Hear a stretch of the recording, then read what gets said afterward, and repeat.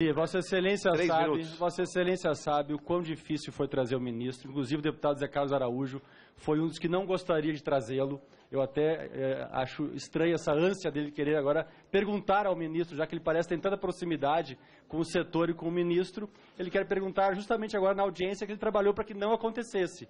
Então, mas enfim, deputado Zé Carlos, eu vou fazer o máximo para a gente... Mas continua com a palavra do Nelson Marquesan. Então, ministro e senhor João Batista, a gente tem um dos maiores mercados do mundo, tem um dos maiores custos do mundo, com, além dos tributos mencionados aqui, com tarifas que não são tributos, que vão direto para a rentabilidade das operadoras. A gente tem uma qualidade deficitária, até pelos números aqui que o senhor João Batista colocou. Imagina, 800 mil por mês, que antes de ligar para a Anatel, tem que ligar para a operadora. Então, imagina o volume de descontentamento que a gente tem hoje. E as metas que a Anatel coloca servem muito de argumento para quando vem aqui o sindicato e as operadoras dizerem, mas nós cumprimos as metas da Anatel, metas camaradas, então, colocadas para as operadoras. A gente tem uma precariedade, o seu partido se preocupa muito com a questão dos trabalhadores, nos seus discursos, mas a gente tem neste setor um gigantesco volume de ações trabalhistas das empresas terceirizadas. A gente tem uma precarização absoluta, e não porque são terceirizadas, porque aquelas empresas que são de propriedade das operadoras que fazem os investimentos, porque 90% ou 95% dos serviços são de empresas terceirizadas, essas também são precarizadas. O volume de empresas terceirizadas que quebram, que demitem, com ações trabalhistas que desaparecem, ele é gigantesco.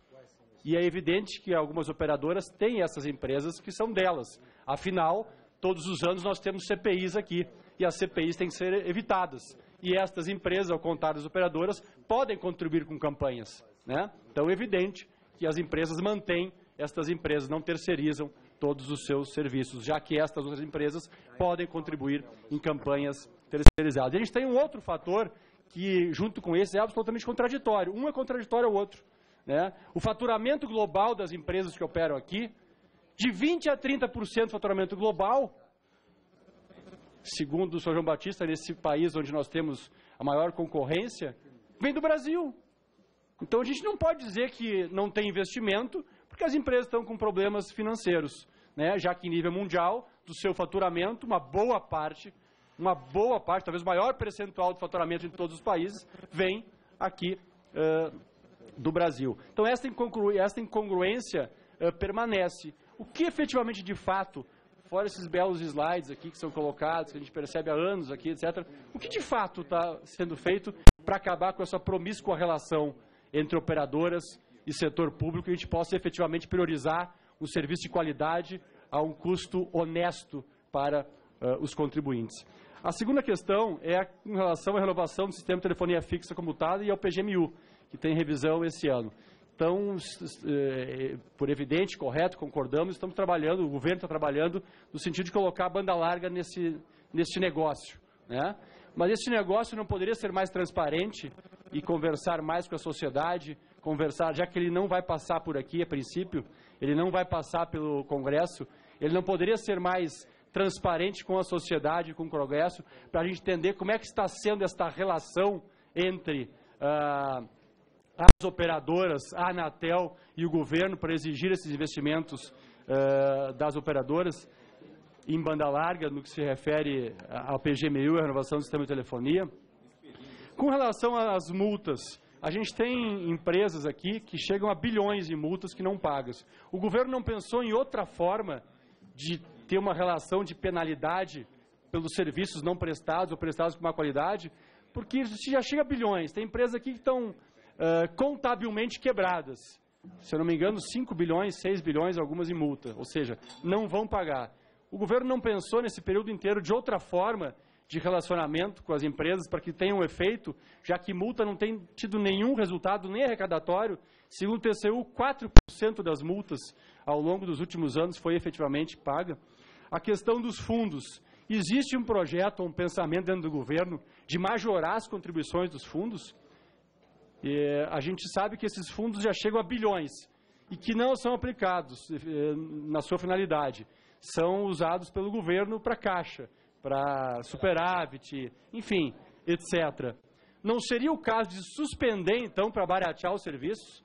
Suspender a cobrança dos fundos até que se utilize efetivamente essas dezenas de bilhões que já existem lá, ao invés de majorar essa contribuição.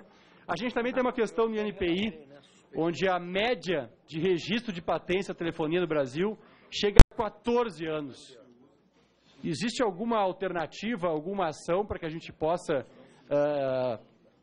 ter uma credibilidade, uma confiabilidade, um aumento dos investimentos aqui nesse setor, já que 14 anos, veja bem, é o mesmo período que o PT está no governo, é bastante tempo. A gente não teria como alterar, fazer alguma coisa que efetivamente evoluísse, ministro. E, inicialmente, aqui, para atender os anseios do deputado Zé Carlos Araújo, eu fico por aqui felicitando que eu vejo o governo aqui, depois de tanto tempo, falar em concessões, em autorização, em evoluir nesse sentido, ao invés de criticar efetivamente o passado de 20 anos atrás, já percebe que depois de quase 15 anos do governo, a gente tem que melhorar os serviços, ao invés de criticar efetivamente a privatização que foi feita. Então, eram esses questionamentos, e se o ministro e o senhor João Batista pudessem ser objetivos na hora de responder, com dados, números e ações práticas, eu sei que atenderia bastante a subcomissão para que a gente pudesse, pelo menos, dar um tempo maior até a próxima audiência pública com os senhores. Obrigado, presidente Aline. Obrigado, deputado Nelson.